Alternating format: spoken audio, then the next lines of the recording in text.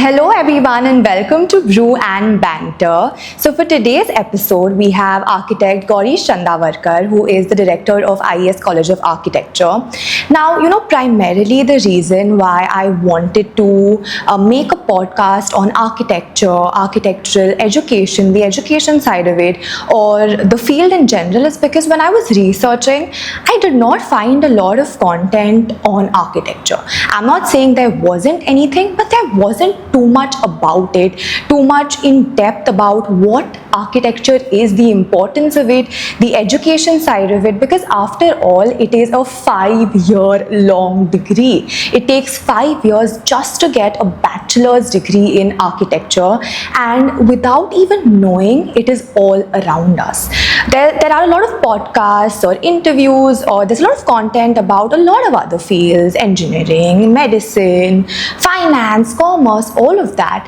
But I felt the need to get someone who's been in this field, had his own architectural firm, and then sort of dwelled into the education side of it, and has been in this for the last 2-3 decades, to come on the podcast and share insights and his knowledge about architecture. And this is not just for people who are from this field or are aspiring architects. This is for everyone, for non-architects just like me, because we'll talk about a lot of interesting things that y'all will also understand a lot about this field. And the fact that on my very 5th episode, like so early on, I have the director of a very prestigious college in Mumbai means a lot to me, and I can't wait to get into this episode and obviously dwell a lot into this entire field. And I hope you all enjoy it, get knowledge about this field for architects as well as non-architects.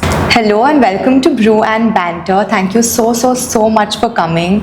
I mean, the fact that I have you on my 5th episode, in the initial few episodes, is something that I'm very grateful for. So thank you so much for coming. Thank you so much for having me here.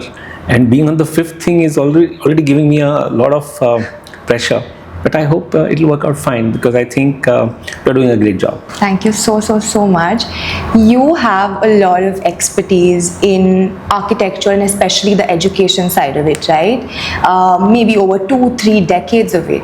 So when you were a student versus now, there might have been a huge change, right? I want to know about your journey.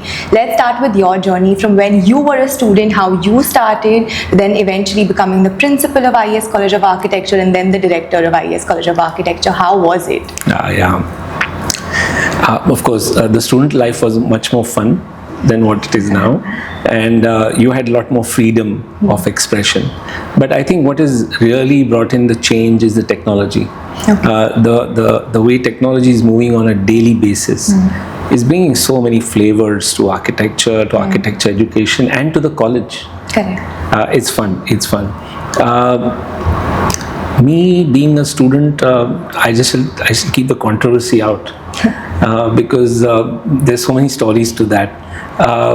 But yeah, I was not really the nerd or the studious guy. Okay. But it was really an experiential learning for me.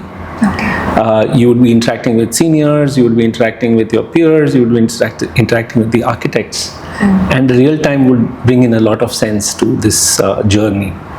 I started as a person into interiors. Okay. I gradually, that is my wife Shilpa, who's a landscape architect, and me, we got into this thing of landscape because it was a specialization. And way back in 1996, 97, we were called gardeners. For landscape architecture was not really so known. And then slowly we picked up the entire process of meeting architecture offices. That's where I really realized that the students who were coming out were not really paying attention to details. They were not aware of things. Okay. They would just walk into an architecture firm and start working. Now I'm saying this to you is because as a consultant, you would be seeing the architecture office and you would be seeing the young architects. Okay. From the third point. Right, correct. You're not really participating in that. So I found that there was this gap which needs to be filled in. My office had, because it was a specialization, I had people coming in as landscape architects. And then one day, one bright day thanks to Professor Madhav Devbhakt. Okay. He was the one who actually introduced me to education. He said, why don't you go and meet the IES management? Okay. And I put up my idea, my vision, and I think that's how the first move into the architecture thing happened, education. Of course, I taught in Rizvi College of Architecture thanks to Akhtar Chauhan sir, right back in 1995 to 2000. Okay. So I came from an architecture education background. Yeah, right. And one of the most important person in my life, Rashi, who's running in my blood right now, is my father, who's been a great educationist and very well known in the education fraternity. Okay. So somewhere along the line, वो खून दौड़ रहा है. Right. और I think he's still watching on me for every step that I take. Of course. So I'm thankful to him and my mom and my brother. But education was very, very far away from me. Never thought I'd be in that. But well, God has its own ways. It just worked out somehow.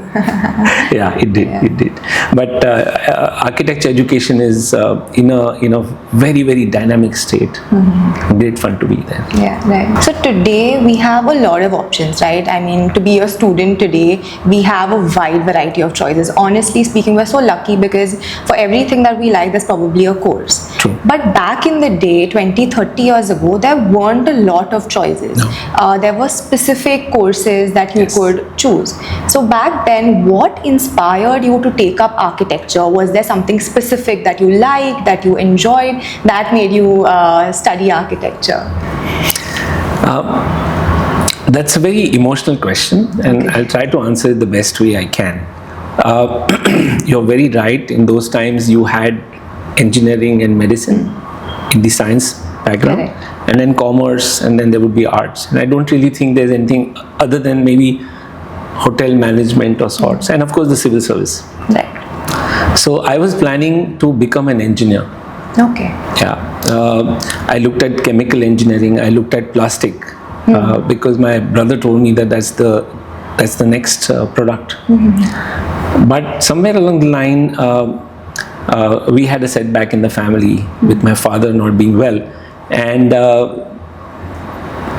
it just turned something on in that, saying that maybe you should look at architecture. Maybe you should try that out and see if this legacy can travel through.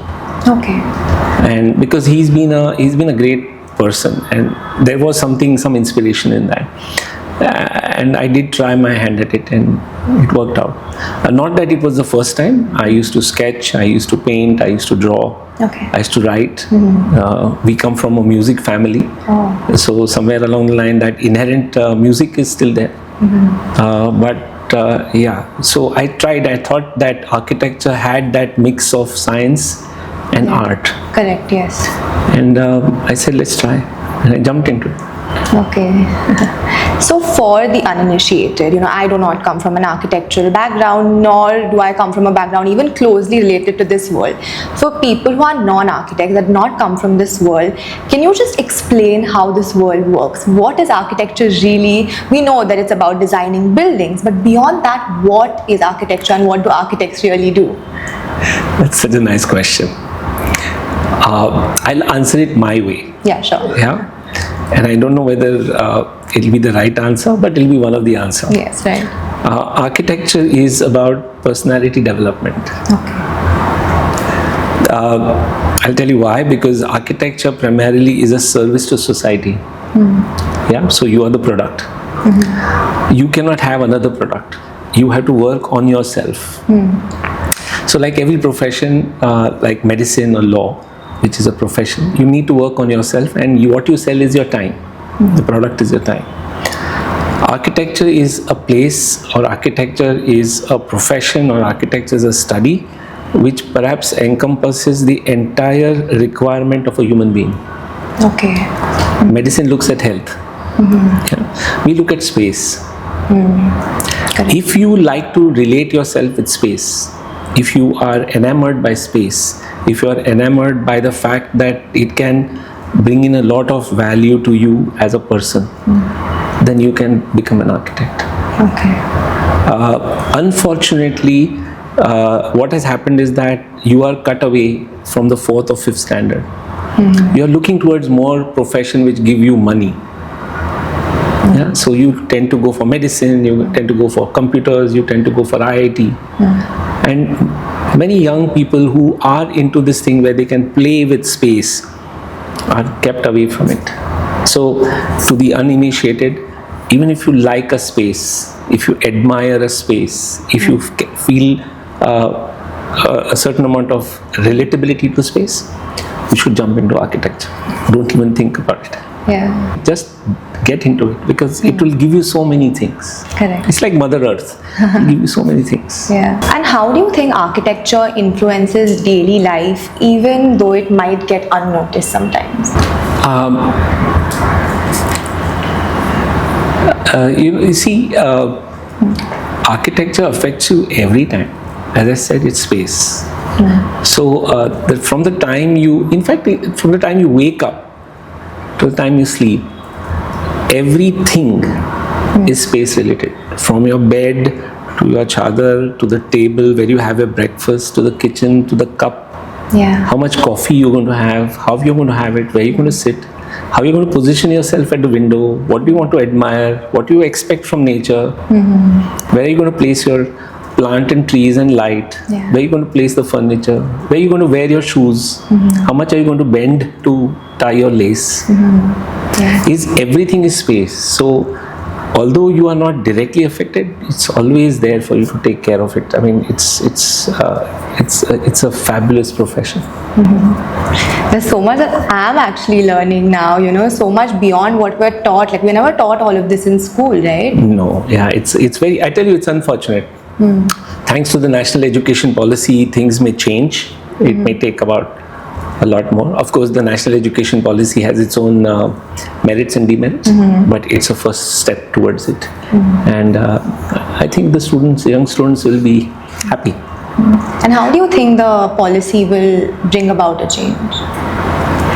At IES College of Architecture and through the Indian Education Society as a body, we initiated the skill development program, I think about 8 years ago. Okay. We visioned it at that point that skill will be important.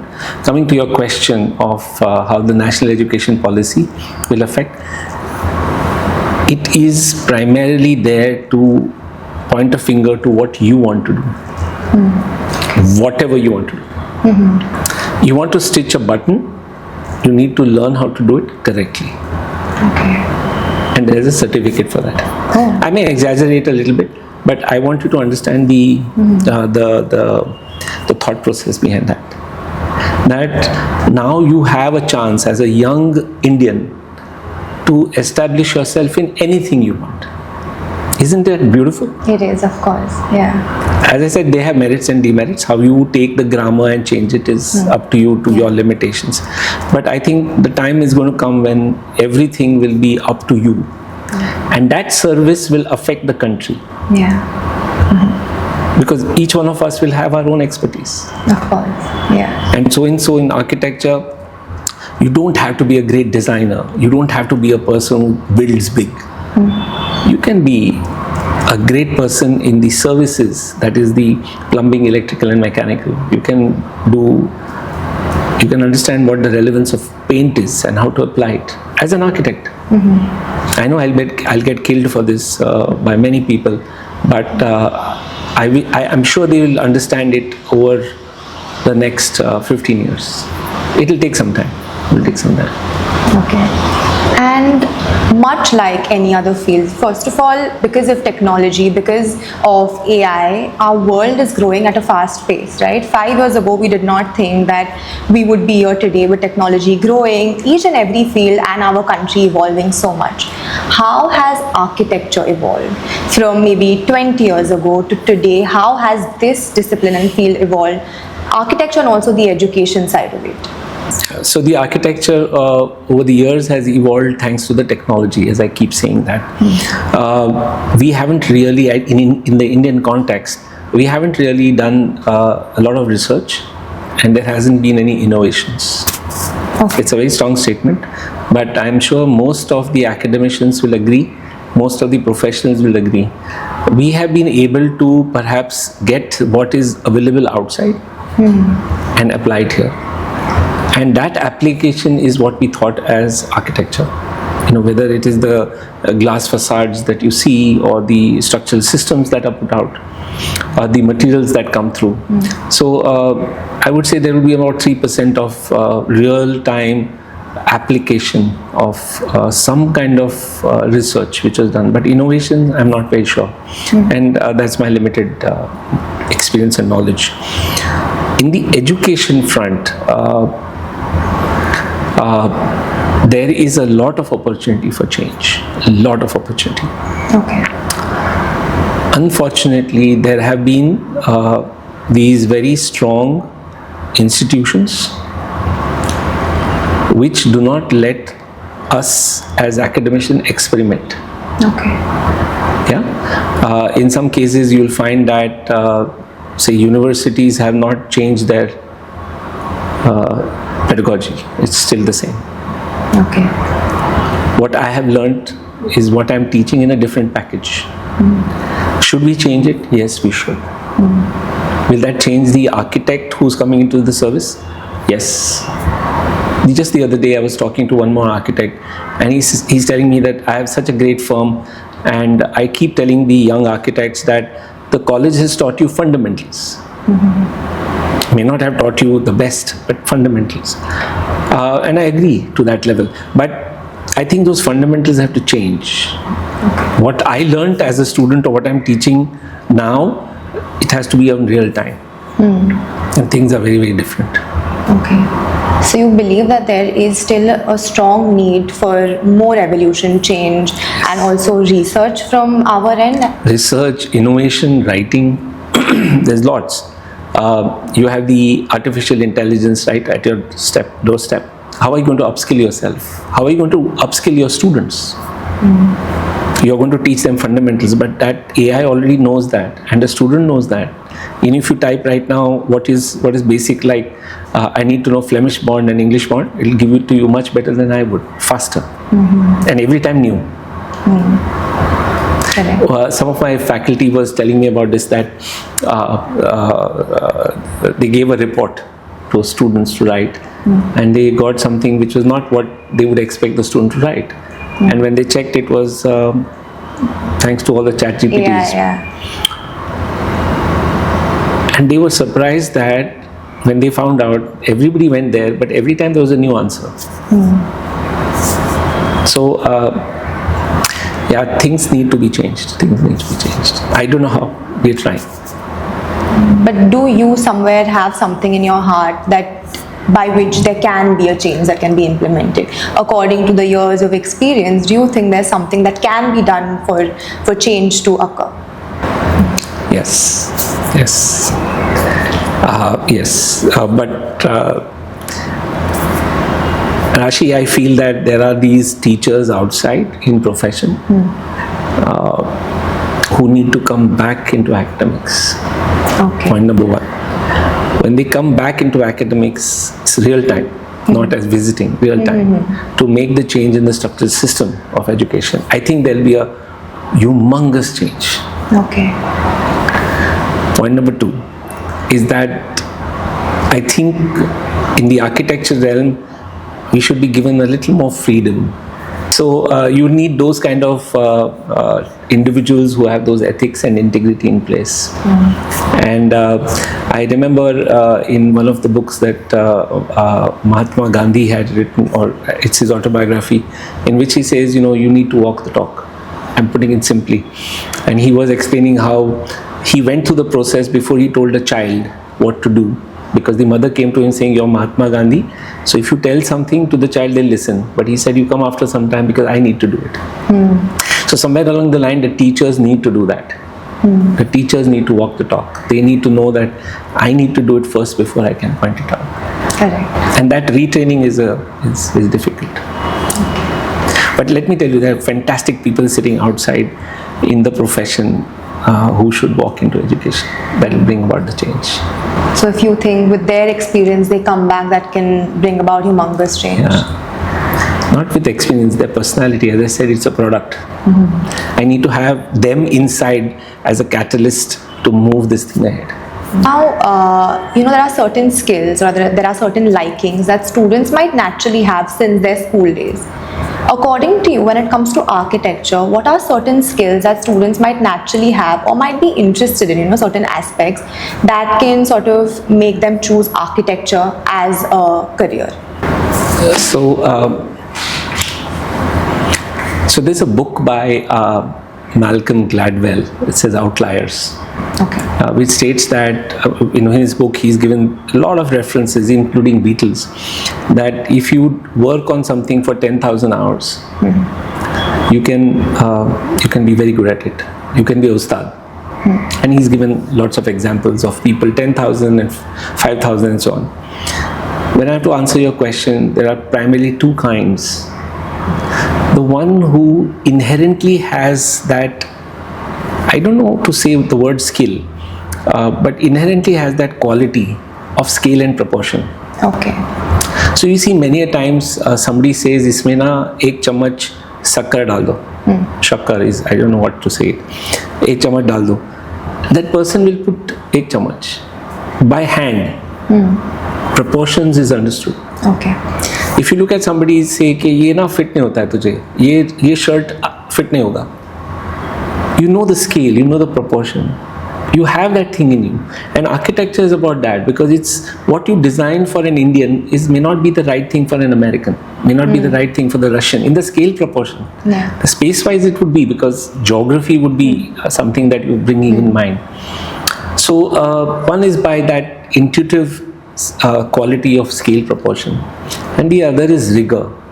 If you have the kida of art, if you have the kida of color, at the same time you have the ability to look at materials, you'll get in. Okay. You don't have to draw. You're not an artist. An architect is not an artist. It's not that, oh, you draw well, that's why you do art. No. Yeah. No, you can draw rubbish. But you will not draw rubbish because you have a scale and proportion in place. You have the quality to appreciate color. You will draw. Yeah, but you will not draw like an artist.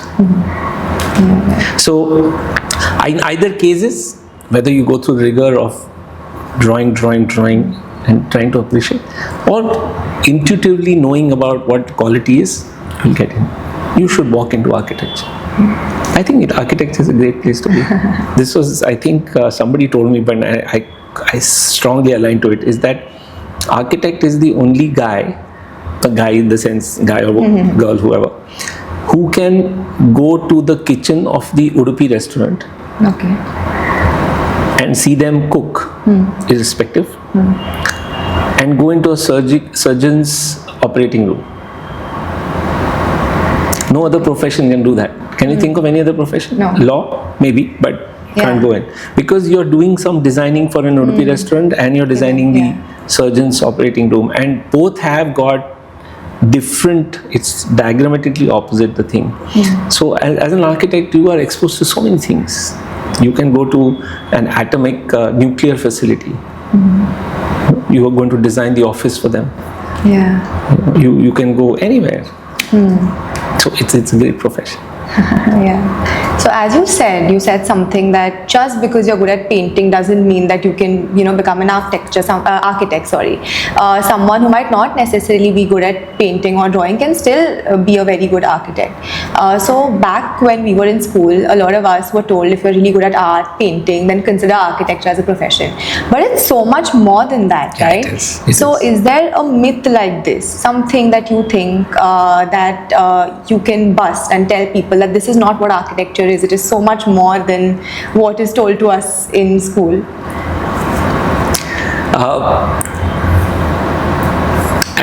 I'll really get thrown out. Let me tell you, the problem is that people have limited knowledge, and without doing a study of that, they sit in a position to tell you what you should do, which I think should be changed. as much as if you're good at painting, you should be an architect, is only because you think that a fine artist may not earn as much as an architect. A fine artist may not be given as much recognition in society as an architect. So it's best to give you a thing saying be an architect. If the fine artist was given that much more for the kind of labor of expression that he has or she has, then they would have said be an artist, don't be an architect. So that bias, that sitting in judgment is, according to me, wrong. So I was never great in school. I was the most mischievous kid, not good in studies. But I became the principal of a college. Yeah.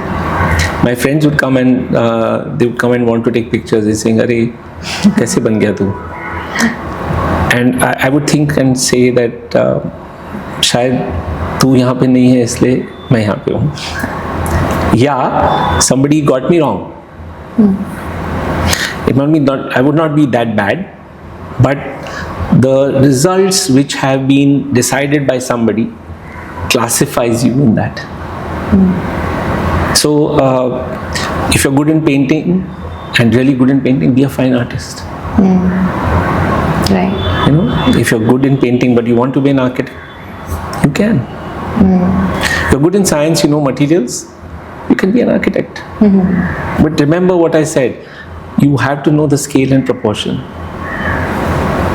It's simple. Yeah. It's not difficult, it's not rocket science. A bird builds a nest. Yeah. Is the bird an architect? No. The bird knows the material, bird knows the scale proportion, bird knows exactly what is the space required for the egg to be there. The bird knows that when I put the egg, how will it get camouflaged that there is no predator coming in. The bird knows. Right. The only thing is that the bird doesn't have an architect and else will work. In the human race, you're given one consultant called architect who can build for you. You know, saying that तू कुछ और कर, मैं तेरा घर बांधता है. है ना? Right. And you pay for it. Correct. So on a personal front, I want to ask you, what do you think is one skill that you possess, one very unique skill that has led you to be who you are today and to sort of today be the director of the college, but also have such a good journey in this field? What do I have as one? I don't know. I can't I don't think I can put a finger to that. You can't? No. Every day is a new day for me, Rashi, and every day I find, when I look into the mirror, I say, yesterday was a bad day. Today is going to be a new day. When you walk down, and at my age of 57, when you walk down, you find that you have gone through the entire phase of youth, you know, and then you mature, and then you're not old but you're not young kind of situation. It has evolved over time. So what is that one thing? I don't know. I am here because as I keep saying this, and I am I feel very strongly about it, and I've told to many of my close people that there is a vision that my father perhaps must have given to me in education, and that could be the driving force for me to get into education. I'm just an equipment, a facility perhaps. Yeah. I've not written. I'm doing my master's now, but I was a bachelor's in architecture. So I don't see myself as having anything, but yes, there is a vision in me, and that keeps me going. Yeah. So as you said, you're doing your master's right now. Yeah. So a lot of people, and I think because of the ever-changing age, and we're in an age of social media, there's competition, there is the need to just do everything fast, right? Yes. Get your bachelor's done, get your master's done, just everything too fast. But you are doing your masters at the age of 57. And so do you think, I'm sure, of course, you do not think that way, but I want to ask you, do you think that there's any age to study and to get educated as much as you want to? No, study and educated are words brought in by people who want to sell education. You keep studying.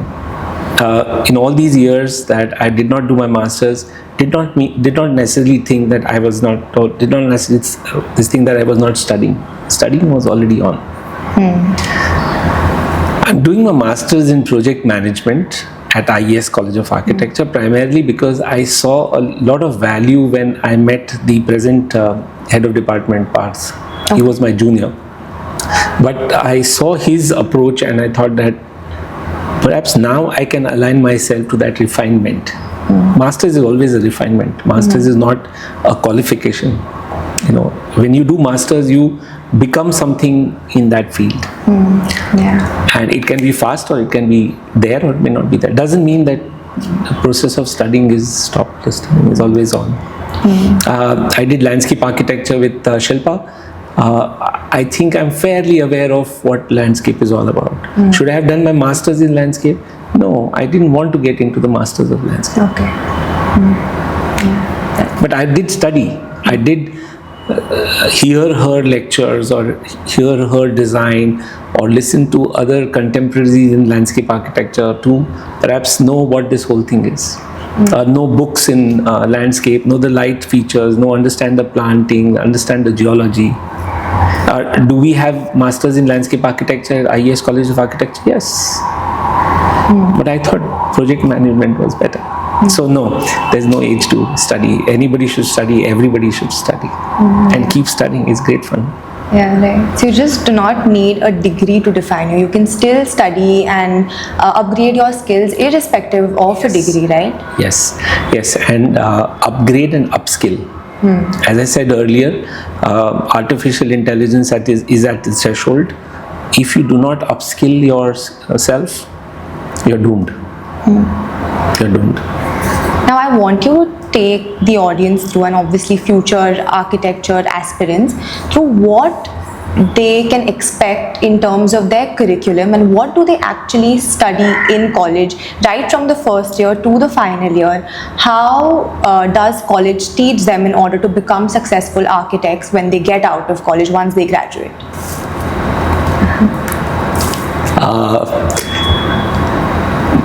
Where did you get all these difficult questions from? My guys will really kill me. No, so let me do this. Let me answer this question the other way around. Sure. Because the Indian Education Society has decided to become a university soon. We are coming out. We're going to have our own curriculum, own pedagogy, own thought process. So, what would I think my board of advisors and board of studies should bring in to make a good architect? Yes. One is that they should definitely look at architecture as a skill with fundamentals and theory in place. Okay. And why do I say that? Not because we are going to become a skill tech university, but because the fact that architecture aligns itself to a lot of skills. Whether you're a mason, whether you're an electrician, whether you're a plumber, whether you're a structural person, you're a farmer if you're doing geology kind of thing. So there are lots of things which align to the skill aspect of it. Okay. So what I would say is that as a policy, if you can do a 60-40, 40% of theory and 60% of skill.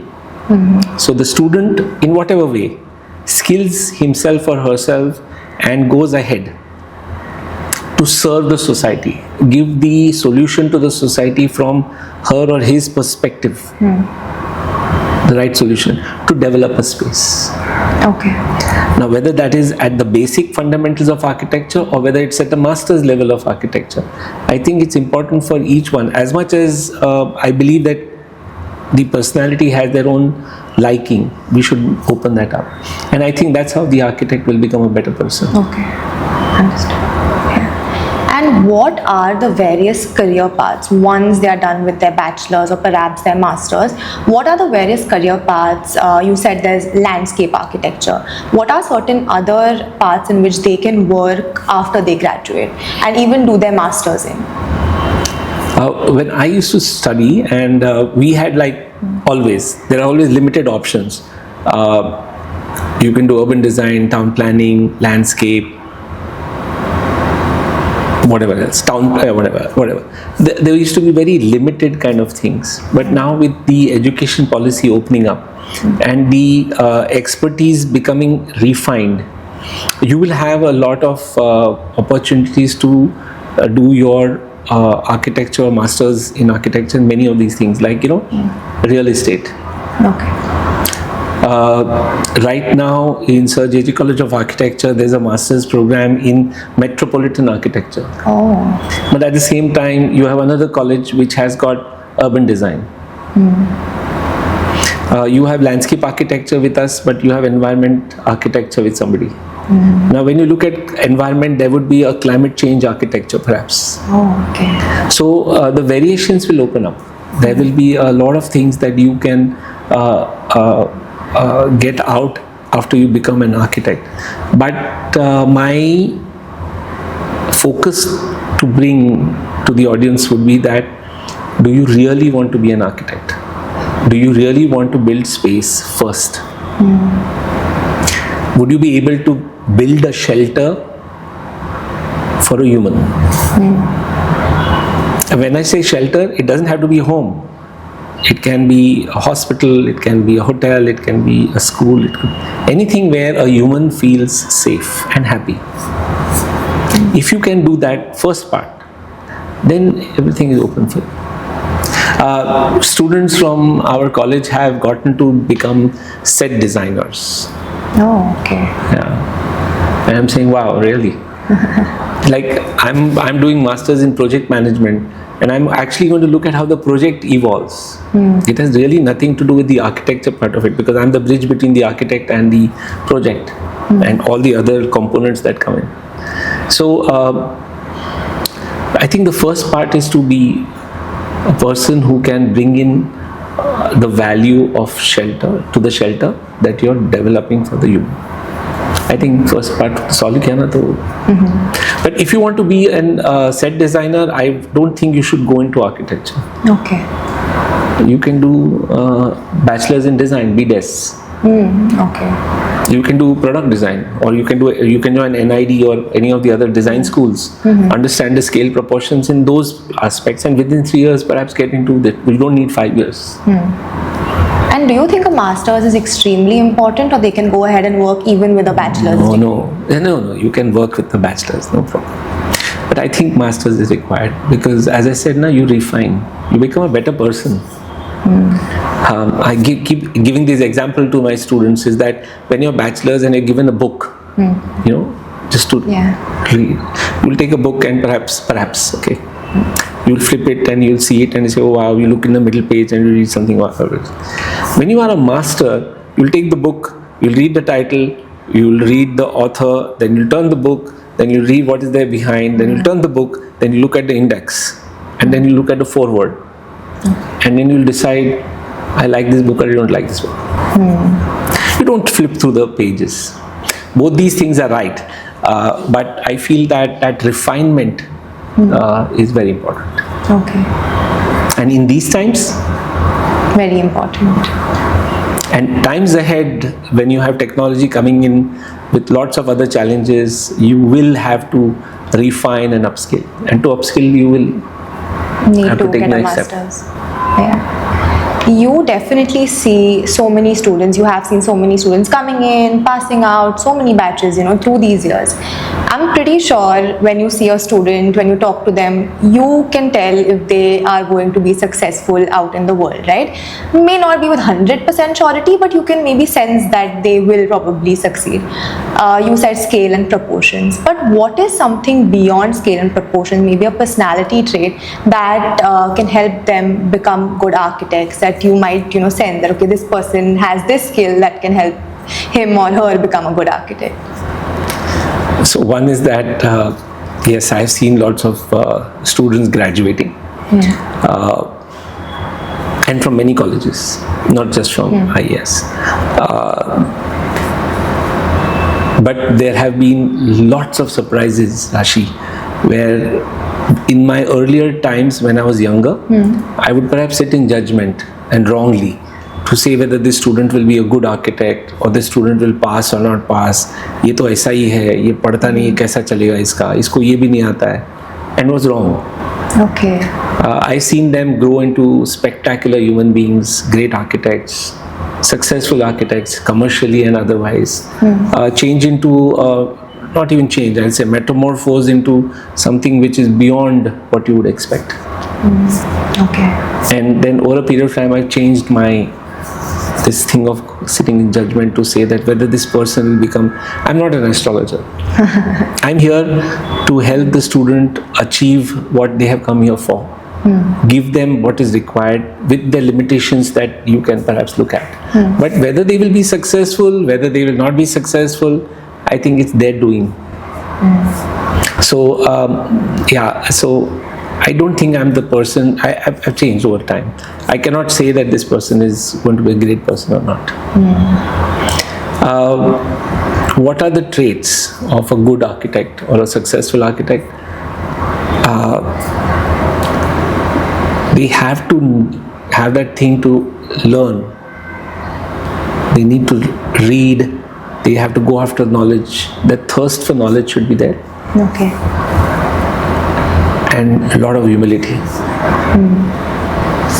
A lot of humility. Yeah. And they really have to love this wholeheartedly, right? Yeah, that they will do if they get into it for it. Yeah. If they don't love it, they will not come in. I mean, it's normal. You know, if you love something, you will give your life to it. Yeah, right. वो जैसे कहते हैं ना यार चांद तोड़ के लेके आऊँगा for the love of my life. होता नहीं लेकिन but yeah, if you will get into architecture if you love it. That's one. To become a great architect, you have to keep the journey is never ending, but you have to keep running on it. But yes, humility. Yeah, right. I'm not saying you should not have pride. You should be proud of what you do. Arrogance should not be there. You should be humble. You should understand empathy. Because whom you're building for, they need something, and that's why they've come to you. So all in all, it boils down to the good aspects of being human. Whether they do that or not is again up to them. The society has lots of compromises that they bring forward to the architects, and the architects usually stumble. It's okay. Architecture is pretty multidisciplinary. You Yes. know? It has art, science, the creative side of it. How do all of these different categories sort of come together in the field of architecture? It's the space that you develop. So let me give an example. You have, say, two examples. You have a poor man and a rich man. The poor man's aspiration is different, rich man's aspiration is different. The poor man's needs are different, rich man's need is different. The poor man has a different setting Okay. of where to build. The rich man has a different setting. So now when you take that social aspects, the cultural aspects, the economics of that, which you have to understand before you build. Now what you will build, the geography of that, where you're building for the poor man and where you're building for the rich man. That you have to consider. Once you consider that, what kind of, is it going to be opulent, it is going to be simple, it is going to be fully ventilated, not ventilated, air conditioned, either cases. Now for the poor man, you will need to know that it has to be economically correct. So the light should be maximum, the breeze should be maximum, security should be there, maintenance should be low. So the things keep changing based on what situation you come in. So that's the reason why you have sociology, you have history of architecture, you have climate conditions, you have building constructions, materials, theory of structures. What is missing out in the present education system is the legal aspect of it, the economics, the finances. Okay. We are so much taught in design, that we forget that somewhere we need to run the business too. We forget that we are now building for somebody who may have limitations in their expenditure. Right. But all this comes together only because of that space, only for that person whom you're working for. Right. And architectures, like architects and the field of architecture, naturally they are known to have a design thinking mindset, right? Architects need a design thinking Yes. mindset. How important is having a design thinking mindset? 200%. 200%. It's now that we have been able to classify this thing called design thinking. Yeah, but design thinking has been inherently with you from Yeah. many years, From eons away. Yeah. What is design thinking, from my knowledge, is the fact that you are bringing in the element of design, the correct solution of design, to a person whom you are attributing it to. That's what you're thinking. Again, coming back to the fact of saying that I need to know everything from you. Only then I'll be able to give you a solution. So when I need everything for you, earlier it used to be in my brain or in my diary. Nowadays we have these post-its. We'll write everything on post-its, we'll change those post-its, and then we'll come to a conclusion that maybe this is a solution for this particular problem that we're putting out. And then again you have to say, what is the problem? Because after knowing all the issues that you have, I have to develop a problem. And therefore problem, I'm going to give you a solution. And that's been there with us, but now it's very, very strongly put up. It's a course, it's a method, it's a structure.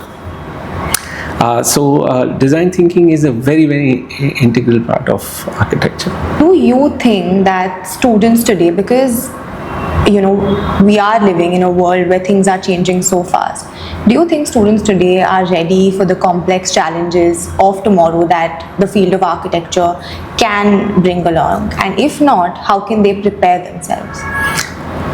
No, I think they are ready for it. They're ready. The younger generation are much smarter than us. They evolve much faster. And they are ready to experiment and apply. The only thing I find them is that they really need to like it. They're so easygoing, perhaps, and again, forgive my judgment on that, but I find them that it takes a long time for them to overcome that inertia. Okay. But once they come in, they're faster. They go ahead. They're much ahead of you in thinking and processing it. As an education system, what do you think is going right in architecture? One thing that's been done correctly. One thing that's been done correctly. No, I have no answer for that right now. Not that it means there's everything wrong, but I don't think there's one thing that's happening correctly. There are lots of things that's happening for architecture, the good things and the bad things. I don't know whether they are the right things, but no, I think I don't have an answer for that right now. As I said, that architecture is about space management, understanding whether it's relevant to the society. But when I look around, I find that it's aspirational. Everybody wants to be New York. Everybody wants to run for FSI. Everybody wants more of the commercial aspect of it. And somewhere in that, the architecture is drowned. Okay. The Western world is moving towards low rises while we are trying to go high rise. We are not looking at the scale and proportion of the road available to the building height. We're just looking at the development control regulations, and we are bringing the built form because it makes commercial sense. So I think it's getting drowned. I don't have a complete answer for that. Okay. Do you think architecture can be a tool for social transformation? Oh yeah. Oh yes. Oh yes. There are architects who have really brought in the changes. Okay. I'm not going to name them. It doesn't have to be so direct, but there are people who bring in a lot of change. They are activists. There are film guys, who have brought in change. There used to be an industrialist who's no more now, but was an architect. Okay. Sir Ratan Tata. So yes, it's you can bring in the change. In good ways and bad ways, both. Yeah. Then again, good and bad is something which is very personal. Yeah, I think that's very subjective to the person. Yeah, it is. It is. Yeah. We as a country are moving towards sustainability, right? That is what is spoken about now. Is architecture also moving towards becoming more sustainable, or has something been implied right now as well? Or will it happen in the future when architecture can probably be more sustainable? So the first part of your thing is this country is becoming sustainable. I don't think so. We're trying. I think that is what No, is we are not. told us. We are not. We are being sustainable by the measure of a body which decides what is the parameters. If you are going to build across the sea, the coastal road, if you do the Samruddhi Mahamarg, which is at grade, if you are allowing Mumbai to have FSI 5, 6, 7, 8, even you don't know where the water is going to come in, you don't know whether the sunlight is going to be there on the first floor, you don't know whether the child is going to be playing with the ground or on a podium. Yeah, you go ahead and buy acres of farmland and decide to build. Yeah, where you could perhaps build in steel, you're building in cement. So I don't know whether we are going to be we are going towards that sustainability thing, but the call is it's the call of the policymakers and the administrators, and I'm just one part of it. So I'm not going to get into that part of it. Whether architecture is going to be sustainable or not, we always have to be sustainable. Our approach should be that when you, as I said, when you build a space, it should be happy and comfortable and safe. Right. And those are the three aspects of sustainability. I'm sure that if everything around you is going to be a gutter, you're not going to be happy. Right. Yeah, if you allow things to just, if the economics doesn't work out, and if the entire neighborhood is going to be full of people who are going to plunder, you're not going to be safe. So those criterias which you are building the space, and then at a larger level, at the urban level, you're going to decide how this is going to develop, and then as a country how it's going to come up. It's from part to whole. Sustainability is something which is perhaps now coined by people to perhaps make money out of it. But I truly don't think our country is going to be sustainable. Yeah. I mean, to build the Samruddhi Mahamarg, I don't know how many, perhaps hills were taken away. I've traveled by the road, it's a nice road. But no, we are not sustainable. Right. And for someone who's starting architecture today, for the new batch that might be coming up, right? You might have a new batch starting this year. If you could give them one advice from your end, what would that be? I would say you do architecture if you want to. Don't do it for anybody else. Architecture is not a fashion statement. Architecture is not about wearing torn jeans at a wedding and calling yourself an architect, or having a ponytail or whatever. It's much more serious. It's fun, but it's serious. It's very spiritual. It's something that you're going to affect somebody's life. You're going to take away somebody's earnings. So it's a very responsible profession. It's not a hobby. It's not something कुछ नहीं किया तो architecture किया. Do it because you want to. I used to conduct interviews for some of the candidates who would come in, who would want to do architecture. And I would be asking them some 5 questions about their hobbies, and that would be my evaluation. And I would perhaps be able to, help them out to tell them don't do architecture. Because many times the youth are, they are just misinformed.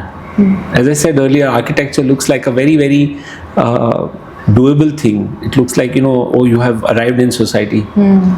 But I think if you want to do, and when I say if you want to do architecture, there would be a question, then how do I know whether I want to do architecture? Right. And that goes back to my earlier answers, saying that, you see whether you understand space, whether you like space, whether you relate to space, whether you have done anything in that matter. You know what scale proportion is, you know what color, you know how to apply, all these things. Check it out, give it some time, give it 6 months, start reading, knowing what it is, then decide. Yeah, instead of making a fast decision, you'd much rather research about it thoroughly. Yeah, and as the generation is, they really read. The generation really reads. It means if they want to do something for their owner, they'll go through the entire Google, they'll ask 500 people, they'll check it out, look at the reviews, look at how many star ratings. Oh, this is 4.2, it should have been 4.3. I mean, how does it matter? No, but it should have been 4.3. If you are that kind, then read and then come in. And do that for anything. Do that for anything. Yeah. When you were taking these interviews for potential candidates who would want to become architects, you told a few that they shouldn't pursue architecture. What did you sense in their answers that made you tell them not to perhaps pursue architecture? I don't remember all the questions that I had, but I would say, why do you want to be an architect? And one of the things would be that, my father told me to be an architect. Or, my friend is he's doing architecture and having great time. And when you prod in, you find that the friend used to have these, they used to spend nights in college finishing their work, and they would go have, whatever. So that would be my first signal. Yeah. When you ask them about the hobbies, they would say, music. I mean, when you say hobby is something a little more serious. You can't say music. You have to be a little more into the hobby, because hobby is a little more, it's your own personality that comes up. So the questions would continue to identify that they are doing this not for themselves, for somebody else. And then it won't be great. Was I right every time? No. Again, these questions were just based on certain things that I would think of, and I need to give an answer to the parent. So over a period of time, again, there were places where I was proved wrong. They did architecture in some other college, and they did well. But many times I would be right. And architecture as a profession, do you think it's losing popularity, or is it gaining popularity in today's time? So the the British guys had come in, and they decided that they needed somebody to do their drafting, and that's where the history comes from. So Sir J.J. Gaurish architecture was more of a tool for draftsmen, and the architect was a flamboyant director during those times, because he or she used to know everything about what they want to do. You would know the services, you would know the structure, you would know the material, you would know the space, you would know the social aspect of it, you would know the economics of it. So an architect then would be perhaps doing 1 or 2 jobs, projects at time. Over a period of time, what has happened with architecture is that there are lots of people doing lots of things, and you get distracted. So now you have the finance people and the feasibility people sitting over you, because you lost out the shine, and they would be now deciding how this whole thing has to be done. So the architect has lost position from what it was, if I'm allowed to put a little bit of arrogance in that, but I don't think he or she has lost the relevance, the importance. They are still needed. Architects are still needed for a good space design. Contractors can do better, mason can build a house better, but a good space design, you need an architect.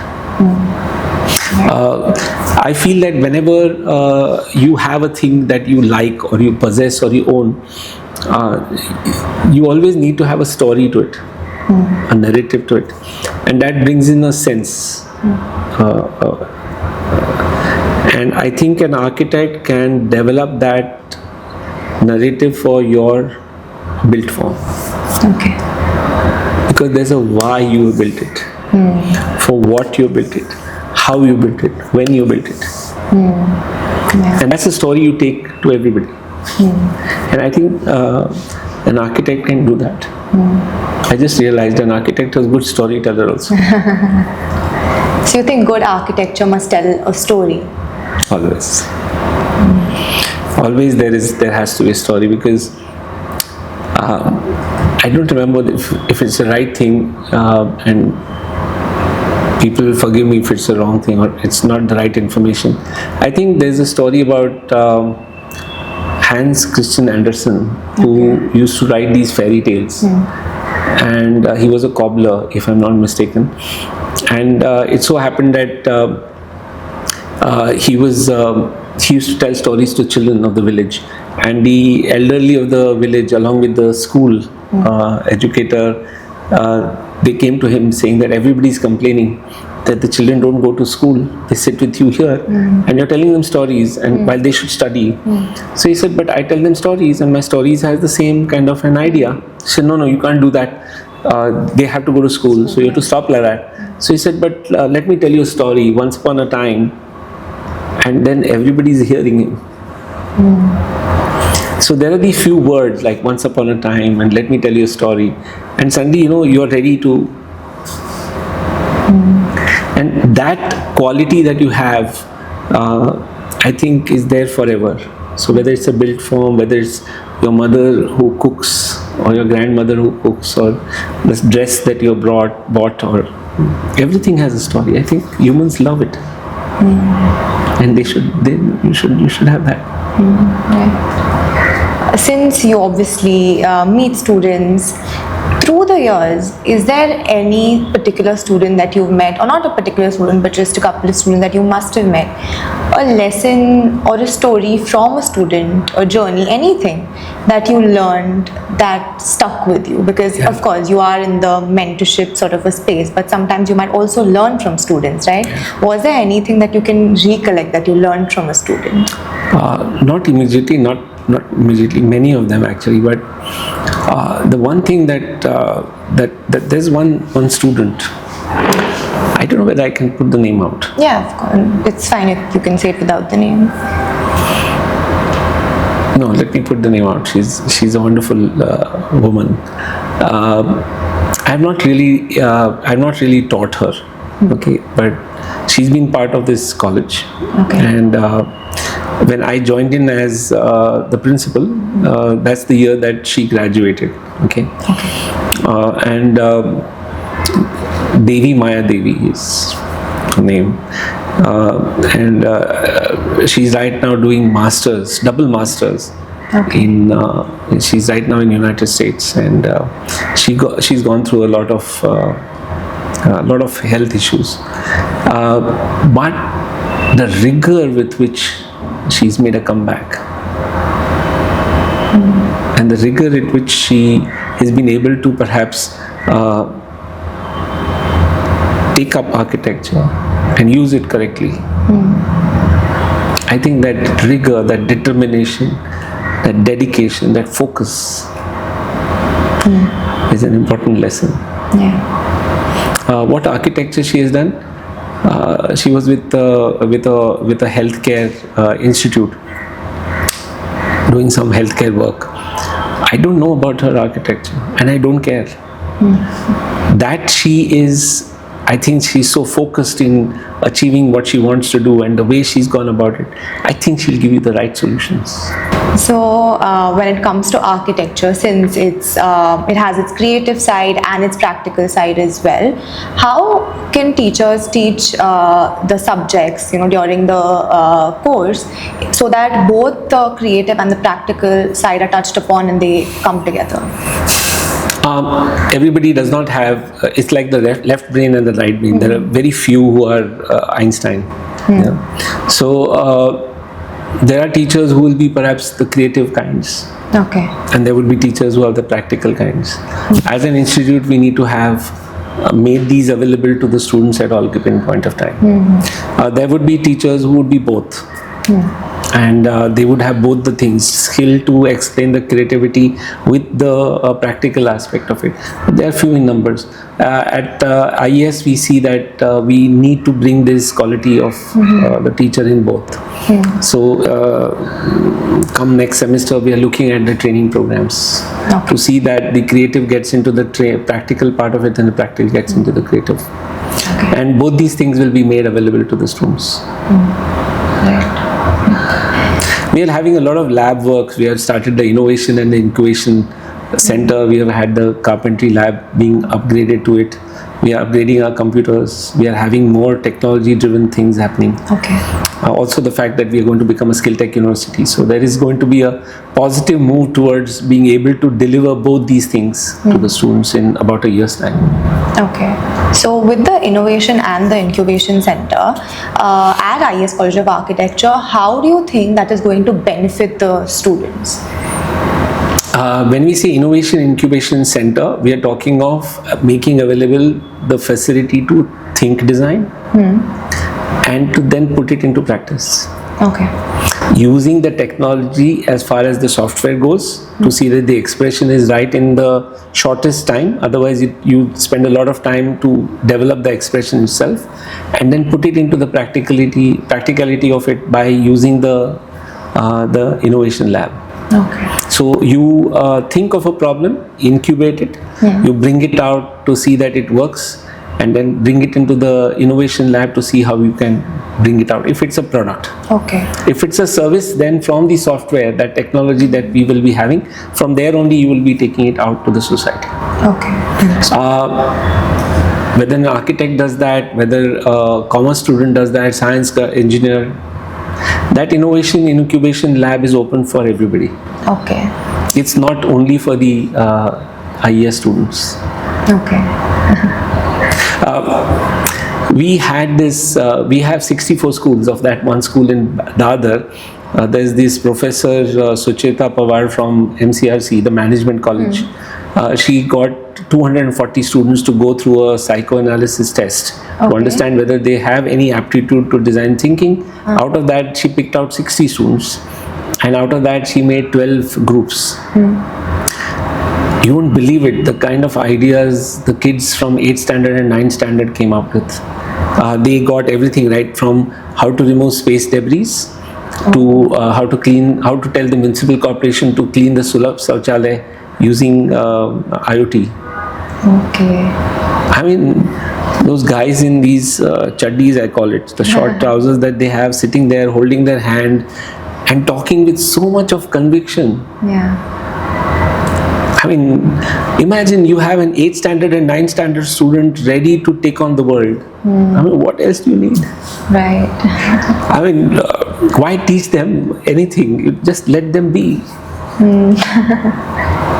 So in architecture, students might want to design with freedom. Students, and then in the real world, when they go out, they want to design with freedom. But the real world might definitely come with its own constraints, budgets, clients, costs, all of that. So how can they bridge the gap between designing with freedom and truly being extremely creative, but then also balancing what the real world brings to them? I'll answer this question by giving you a different story, a different example. It's like cycling. Can I teach you cycling? No. I can only show you the cycle. You can sit on it. I can teach you what the pedal is all about. I can show you how it works. And then all I can do is I can hold the seat for you, maximum. And at one point of time, I let go and you ride. You get the sense of balance. You decide how to negotiate the curve. You decide how to negotiate the potholes. You negotiate how to take care of the vehicles and the signal and so on. You negotiate. How can they, in the wild world outside, how will they be able to negotiate all this, and whether their creativity will be given what percentage to the commercial angle of it? They have to find out. Because the permutation and combinations are million. Everything changes. Time changes, person changes, values change, currency changes, construction changes, space changes, requirements change. Yeah. So you can't really put a finger on it. Correct. Yeah. So we teach the fundamentals and then they go out and get onto it. And do you think books teach just enough for the real world to go out there and work in the real world? No, books teach you enough to solve your problem to build. Okay. Books teach you enough to say that these are the historical facts which are available, which has been recorded, and these are your reference points. When I said that they should go out and experience it, once you start applying those fundamentals is when you start understanding what the real solution would be. Books are not, they're not 2 plus 2 is 4. In architecture part of it, books will tell you that it can be anything, and this is the historical fact. These are the things which we have put up. We'll teach you how to take care. I tell you how to count. You can use your fingers to count. You can use these stones to count. You can use that ruler to check. You can use the calculator to do it. You can have the computer. You have so many things to do. You can decide how. So if there's no electricity, then you use the calculator. But if there's no battery, then you can use the stones. If you don't have enough, then you can use the fingers. So we can only help you to say that this is how it is. When you go out and start applying, it will go through. That's why architecture is called a practice. Architecture is not called like architecture. It's called a practice because you will make mistakes. You're not supposed to repeat it, but from the mistakes you learn. Medicine is practice. Law is practice. They call it practices because you apply. You apply, you learn, and you make it better. Right. And for non-architects like me and a lot of people from the audience that might be watching, why should non-architects care about what architects do? I want to try and answer this my way. There could be a lot of misunderstandings, but then I hope the audience will be understanding that you see, in this entire ecosystem, this entire universe of what I know and you know, because you see something differently and I see something differently. These so-called gods are there because of the devotees. Yeah. If there are no devotees, then no God. Period. What do the devotees do? The devotees praise.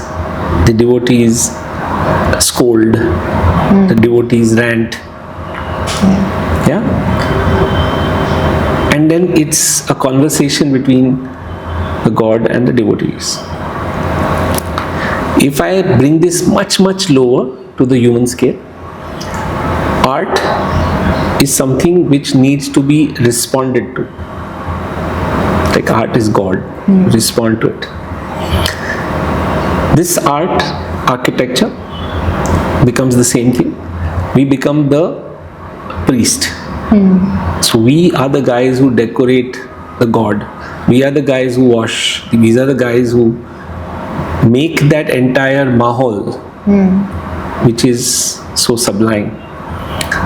And the devotees are the people. So why do they need to care? They need to care because this is reflecting them somewhere. Yeah. Over a period of time, I'm not going to be there. But what I have built is going to be there. Correct. And what is built is reflected on the people. It's not reflected on me. Many times I ask my students that we are in this building, do you know who the architect is? 90% of time they don't know who the architect is. But they will tell you that, oh, IES should not have done this. IES should not have done that. No? Yeah. So people should care about architects, people should care about architecture, people should participate in this process because it's a continuous engagement and a discourse. It keeps going on. You cannot be without the other. It's not possible. So it's an absolute necessity. Yeah, it is not a necessity. It's part and parcel. It's part and parcel of life, or part and parcel of this profession, that you need to interact. Somebody has to appreciate, somebody has to tell me what's wrong. Somebody, and I should be there to know, yeah, this is right. Back of my mind, I'll say, I'll fight it out, but at the back of my mind, I'll know, oh, this was what went wrong. Correct. But unless somebody doesn't tell me, unless somebody doesn't give me the opportunity, unless somebody doesn't participate in that thing, I don't think, so they have to care. They have to care. Correct. And coming back to the students, coming back to their college life, a lot of the times architects are known to pull all-nighters for their projects. That is something that's very, very common. Do you think that is correct? Or do you think that as a system, something needs to be restructured so that they do not necessarily have to do that? If I have to give you a statement, like in one plain statement, no, you don't need to do that. Okay. Yeah. Now let me tell you why. Shilpa, my wife, she was a brilliant student and a great academician. I don't think she ever had these nights working out, and she never had to do that. I had to do that. Okay. I had to do that because I was distracted. Okay. The problem is overwhelming. I need to have fun. And by the time I decide to start working, I don't know how much time it will take. And then when I start working, I said, oh, this is going to take more than the time I thought. And then you had to spend nights. Yeah, that could be the second story. The third story was also the fact that as a personality, I would like to work at night when it's quiet. The fourth story could be that we did not have the technology as what you have now, the AutoCAD and the CAD systems. So you would need more time to draft, and if you make some mistake, you have to redraft. But more important than that is that, it became a style statement. मैंने night मारा. हम लोग तो college में बैठ के काम किया, full night मारा. अरे, it's so much fun. The medical guys don't do it, the law guys don't do it, only architects do it. So it has a sense of romance. अरे, night मारा. But technically, I don't think so. You need to do it. And if you do it, then I think you should really look at your systems and understand whether are you using your time well. As I said earlier, as architects, time is the only product, is the only thing on which you make money. So if you're going to spend like that, saying that I have enough time, I can spend, then I think you're making a mistake. So again, this is something that I asked someone else who came on my podcast as well. She's from the business world, right? I want to ask this to you as well. Your generation and our generation has certain similarities and has many, many differences too. So since the time that you were a student and then through the years, what do you think is the major difference between everyone from your generation and our generation in terms of how they perceive their career or how they live through life? What is the major difference?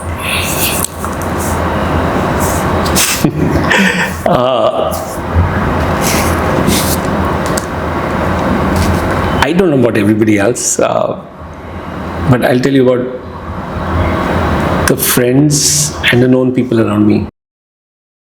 The major difference is that my father could beat me up left, right and center, and not that I could or couldn't, but I thought that was wrong. My parents used to let me out and let me take the risk. In our times with you all, I think that was much more protective. And I don't know whether it was the scene outside or more issues coming up.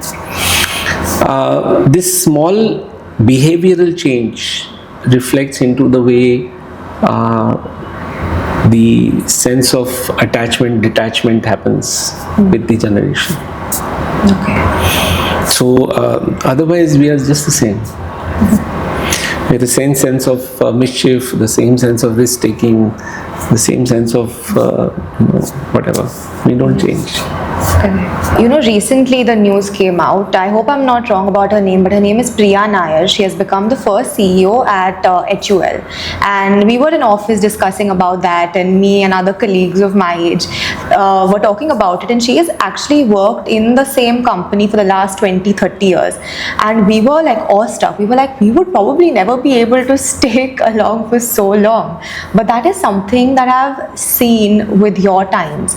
People working for 20, 30 plus years in the same firm, at the same place. What was it that made you all stick around for so long? Two things. One is circumstances. The sense of insecurity of need to change into some place. The second thing also that sticks you there is the fact that if you have been given a work that you like. Now, I don't know about Priya Nair, whether she liked the work at HUL or not. But if she's been there and she's become the head, then she must have done something right or wrong. So, considering if it is right, that means she's loved the work that she has and she's taking it higher up. Many of you will also fall into the same line the day you realize this is what I love. So we touched upon the topic of technology and AI a little bit through the podcast, but specifically when it comes to architecture, of course AI and technology might play a huge part in architecture today. But again, technology and artificial intelligence has two sides to it. It has its good side and its bad side. How is it impacting architecture in a good way, and then secondly in not such a good way? The architecture, this artificial intelligence will be affecting architecture in a good way, because now you have many ways to express. For instance, if I say that one of my colleagues had done this, is that if I want to build a bungalow of a particular style in a particular place with certain amenities, these are the prompts if I put in. If I'm specific about the prompts, okay, giving names, and I'm not doing that right now for whatever reasons, the AI will give me all the options. Okay. Up to the point that it will make a view, a 3D view of how it looks. So now I have better options for selection as long as my prompts are correct. Okay. If I'm not clear about my prompts, then my AI goes for a toss. Yeah, right. If I go back into my years, if I'm not clear about my thought, I cannot express correctly. So then it goes for a toss. So the expression has changed, and now it's become better. And it's easier for my client to understand what I have in mind. The client also can say, "Nahi, mujhe ye nahi laga, mujhe acha laga." So that game can begin. Yeah. What goes wrong in the AI system is that then it is only restricted to that part. Now to build it, you need an architect. Correct. So if I tell you these are the prompts A, B, C, D, E, and maybe an F, and you can do it. Anybody can do it. But now how do you put this out? That's where AI will not be able to do it. And that's what I don't think people understand, that for the next some years of time, it's not a direct threat to you. It may be a direct threat at the concept level, not at the building level. Okay. So when you want to upskill as an architect, now you have to decide that if this is the common factor, what's the next one that you need to add? Right. So you don't think that it will take away jobs of architects? No, I don't think so. I don't think so. The competition will be fierce. Okay, yeah. The client will come and show you something and say, this is what I want to build. The refining of that is what you have to do, based on context, based on geology, based on climate, based on the sun movement, based on everything. Maybe you will put the prompt in that manner. So the prompts will keep increasing, and for the prompts to become better, it's like, what we did in science was, tending towards infinity. The thing will keep going, refining itself. That will take some time. Okay, understood. I don't see immediately there's going to be a hit on the architecture jobs. Okay. So with technology, are students still hand drawing, or is it all digital and using software? Unfortunately, it's still hand drawing, but we intend to change that when we become a university. As I said, scale proportion is to be known. How do you express scale proportion? Sketching. If you can sketch and you can say this is the size of the head, this is the body, that's the leg, we know what the scale is, fine. So sketching is what we're going to bring in, and in due course of time we are bringing in technology. And we are coming in big time technology. Okay, so that will definitely help. We'll equip and empower them so that they can stand up. They can stand up to whatever competition outside. Okay. So when students are coming in, there must be so much information on Google, on ChatGPT, they might type something. There can be too much information, and that can be a lot sometimes. But what, according to you, is the one thing that before getting into architecture, they should know but might not necessarily know?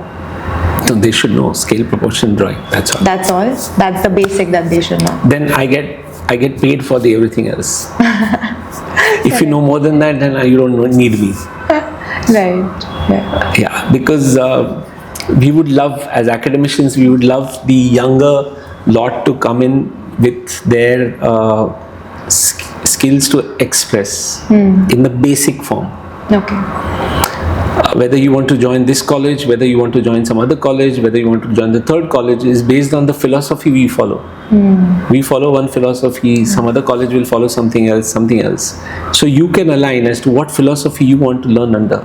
Could be sustainability, could be urban design, could be research thinking, could be advanced architecture. You can think of it that how do you want to come out of it. Okay. And that's where we would want to participate and see that we will develop that personality of yours. As I said, it's a personality development. So we will develop it based on these things which we think is the expertise.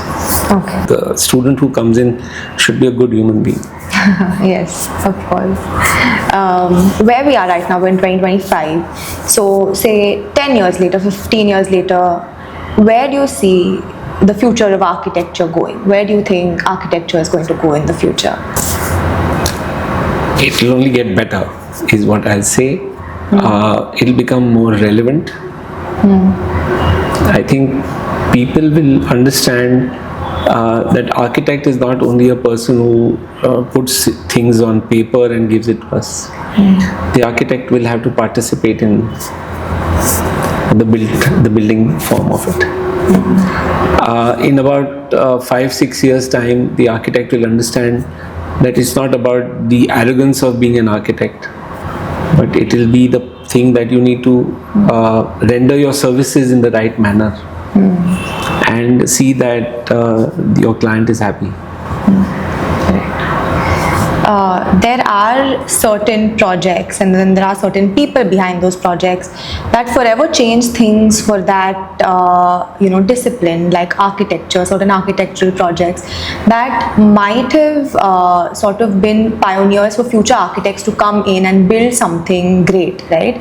What do you think is that one architectural project that probably changed things for this field? There's not one, there's many. Look at the seven wonders. Some of them could be engineering, but I look at it from the architecture point of view, because engineering is how you build the entire system. But architecture is making it why you're building, how you're building, when you're building. And each of these things, look from Sydney Opera House to the Taj to, thanks to Mukesh Bhai for the Antilla, to the forts, to the palaces, to the beautiful temples, the magnificent churches, to the fantastic mosques that Mimar Sinan has built in Turkey.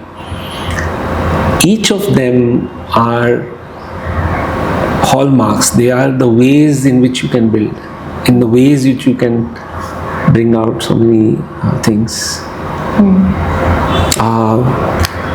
Hassan Fathi, who has built beautiful thing in Egypt, he's no more. Nari Gandhi, who's built fantastic stuff here. Shafti, who's built great stuff. So many. Zaha Hadid. Okay. Parametrics is coming in thanks to her in a big way. So, architecture or the built forms that you bring in that defy certain things will. So, since this is the bachelor's itself is a 5-year-long degree, right? And then, of course, they can go on to pursue their master's. But after pursuing their bachelor's, it is known that the salary, the entry-level salary, is quite modest for architects to start their journey. Do you think it's fair that they have a modest salary after the 5-year-long journey of just getting a bachelor's degree? We ask these questions many a time to our Council of Architecture, and the best way to look at statistics. So, after 5 long years, what does the doctor earn? After 5 long years, how much does a lawyer earn? The stipend or the remuneration for the architects earlier was not bad. It climbed up as the requirement of the architects grew. But then there was the 2008 fallout and 2013 fallout, and then you'll find that suddenly there was less people building because they didn't want to put money into that. Okay. So suddenly there would be too many architects in the market, no work. So the salaries would come down. The salaries are uprise now. Okay. Means a couple of years back, if I'm not wrong, they used to get salaries between 12,000, 10,000, 15,000. Okay. As of now, you're getting 25,000. Okay. And as we grow, as we go into the next year, I think the salaries will go up to 35, 40,000. Okay. And it'll keep rising because once the building industry picks up, there will be a need for architects. The problem with the profession, it's a cause and effect. The problem with the profession is that because they don't participate in the education system and because we are perhaps following only the same things because there's no other external help, the architects that come out are not as per the requirement in the market. Okay. So, it's a cause and effect situation.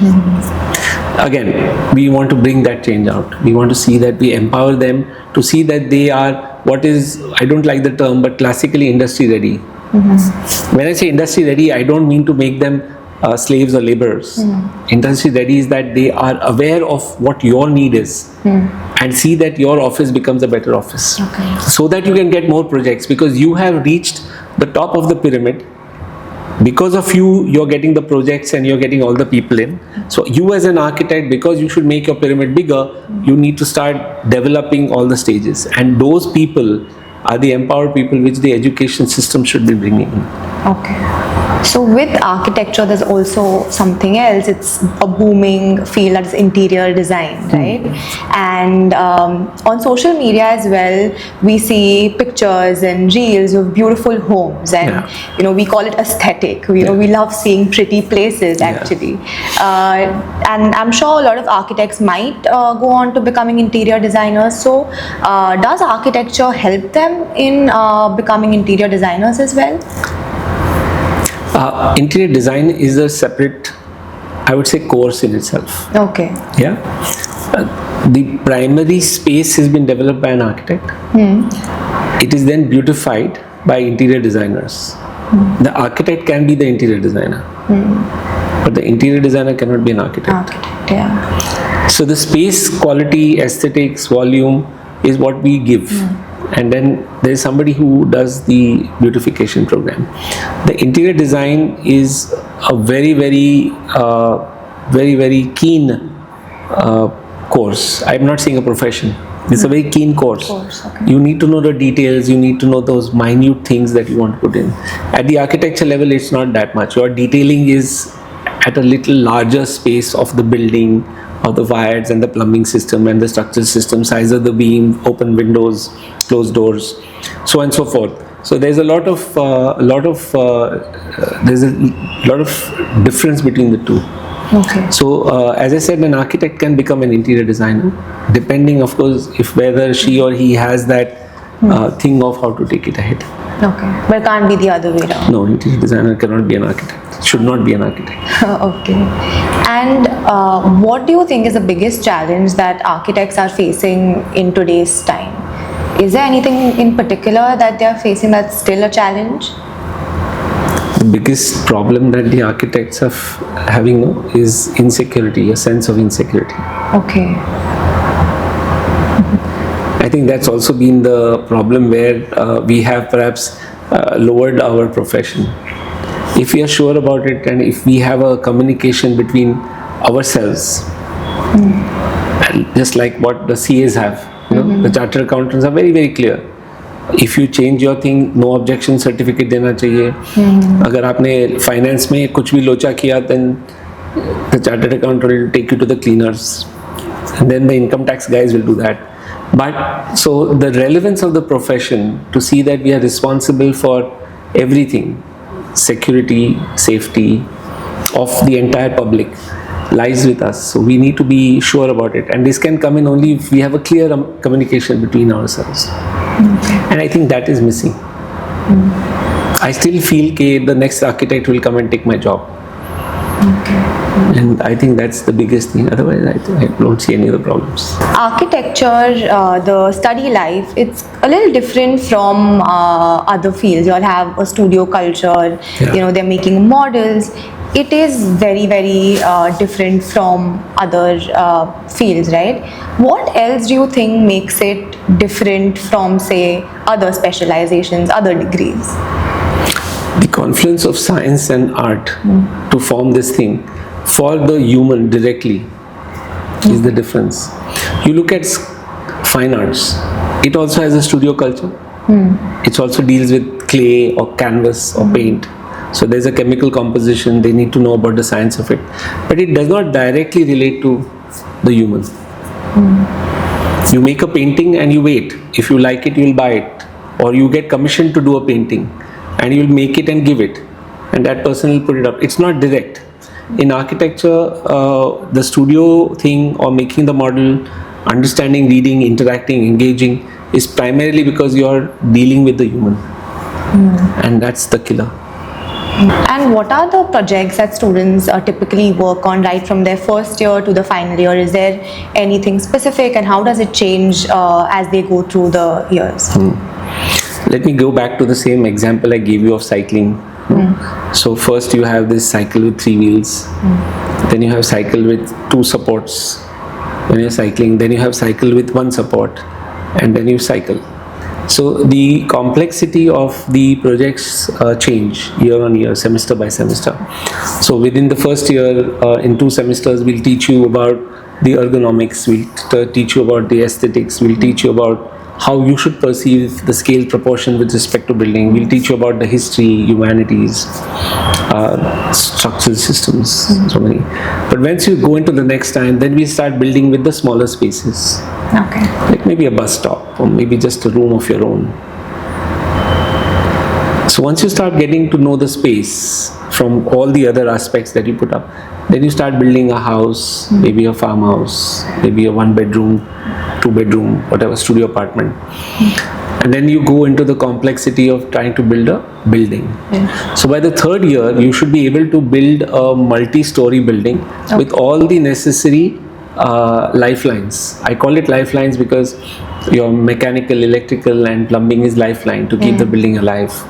You should know the quantities, you should know what the materials you use. So that's up till 3rd year. So from 1st, 2nd, 3rd year, that's 6 semesters, the complexity increases to see that by 3rd year you become an architect, so called.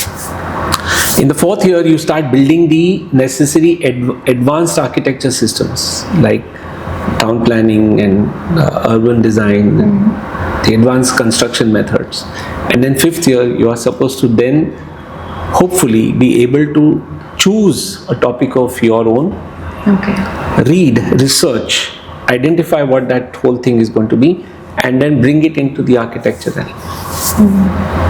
And I think at 5th year level, once you do that design dissertation, I think you could be qualified to be what you call as a responsible architect. So, as we're nearing the end of the podcast, I wanted to ask 2 questions, on a more personal front. what is the best advice that someone has given you, or something that you've learned over the years that has really stuck with you? Best advice? No, yeah, okay. As I buffer through my computer, my father used to tell me that if ever I am dealing with anybody, I need to give them that chance to grow like a tree. Okay. And I used to wonder what it means.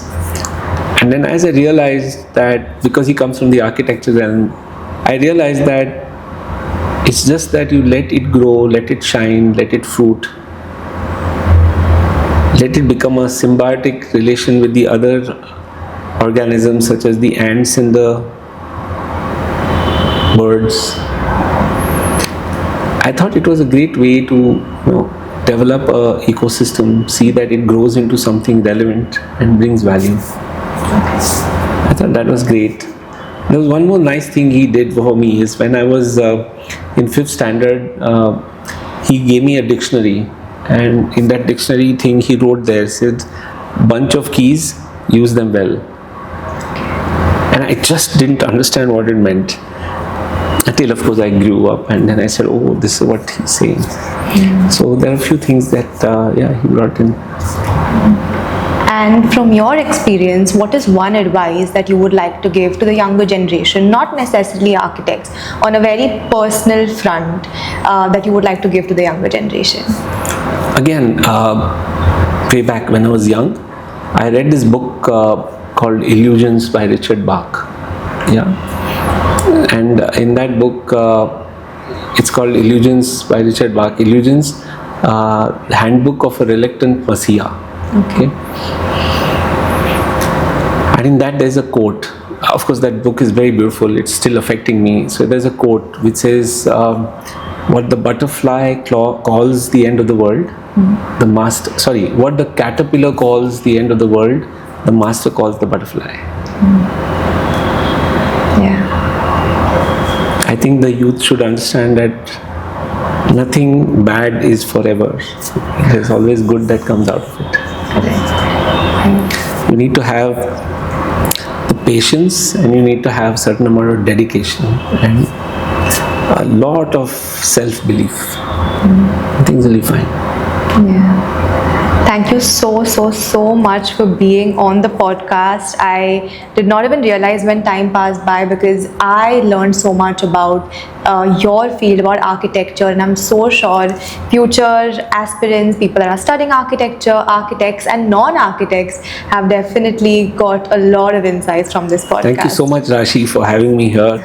And I hope I made sense. The teacher in me keeps going about talking. But yes, I do truly believe that the youth have more power, and I think they should use it well. Yeah. Thank you so much. Thank you. Thank you.